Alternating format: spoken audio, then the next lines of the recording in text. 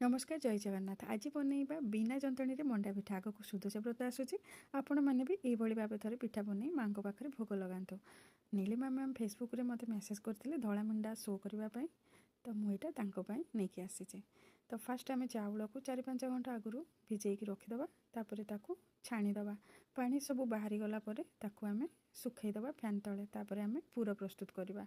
ये देखो 8 प्रकार मसला नहीं गुजराती जायफल जायत्री लवंग गोलमरीच डालचीन जुआणी आउ टिके अदा ताकू भल भाव छेचिकी रखीदे। तापर ये गोटे नड़िया कोरा एवं आम फैन रे गुड़ दबा। गुड़ को 5-7 मिनिट लो फ्लेम रे रांधिबा। जिते बेले बबल्स बाहर तापर आम से नड़िया कोरा को पकईदे।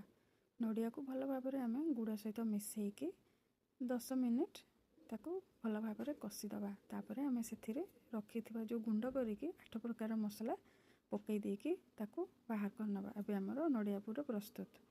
तापर आमर चूना भी चूना पाई जो चाउल सुखैकी रखी चाउल भी देखंतु सुखी जाइए। एबे आमे ताकू ग्राइंडर रे भल भाव गुंड करनवा। गुंड कला परे आमे गोटे चल्लारे ताकू चलैदबा। किछि भी जदि खदड़ अंश रही जाय थाए ताकू बाहर कर नैदबा।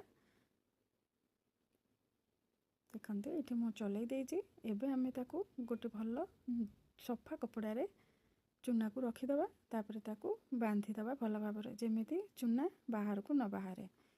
तो ये मु बांधि देइछि। तापर आमे गोटे प्रेशर कुकर रे पानी देदबा अध गिना। तापर गोटे गिना रखिबा ता ऊपर आउ गोटे छोट थालिया रखिकी से कपड़ा रे जो आमे बांधिकी रखिथिले चूना ताकू रखीदबा। तापर आमे 10 मिनिट लो फ्लेम रे सिझेइदबा। तो ये देखंतु आमर चूना भी सिझी जाइए। एबे आमे सेथिरे गरम पानी आ लूण देकी चूना को भल भाव चकुटी नवा जमीती आम अटा चकुटुचे सेमती। तो एथिरे आमे ठंडा पानी यूज करवानी गरम पानी रे ही चूना को चकुटिबा।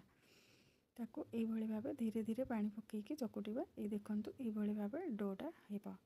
तापर आमे मंडा पिठार सेप देकी सब मंडा को गढ़ी नवा। वीडियो भल लागिले लाइक करंतु शेयर करंतु। फेसबुक इंस्टा रे देखुथिले फॉलो करंतु। यूट्यूब रे देखुथिले सब्सक्राइब करंतु। तो यही भाव में आम जमी जंतणी चाउल को जंती कि जमी मंडा पिठा गढ़ा यहाँ भी सेमती गढ़ा किसी असुविधा हेनी गढ़वे। ये भाव सब मंडा पिठा को गढ़ी देकी तापर आम ताकू बेसी सिझेबानी 5-7 मिनिट सिझेबा। बेसी सिझेले पिठाटा टाण हो जाए।